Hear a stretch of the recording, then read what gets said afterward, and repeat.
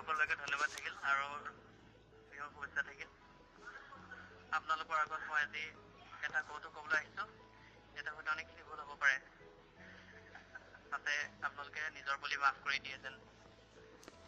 কৌতুকটো এনেকৈ ধৰণৰ, এবাৰ মই মানে সেই মাজুলীত গৈ আছিলোঁ।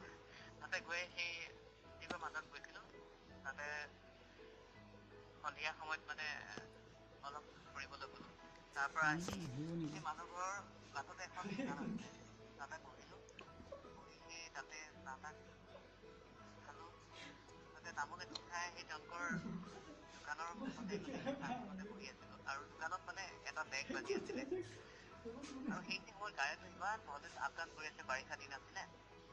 ভল্টেজটো মানে আহে যায় এনেকুৱা তাৰপৰা কেনেকুৱা লাইটবিলাক জ্বলি আছে।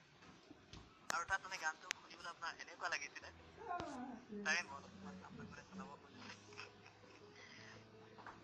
গানটো এনেধৰণে বাজিছিলে, মই এটা পিছ ক'ব বিচাৰিছোঁ।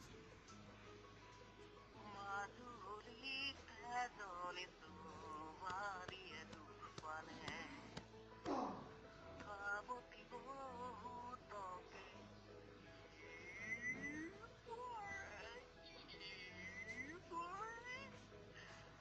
দৰিয়া ঘাটতে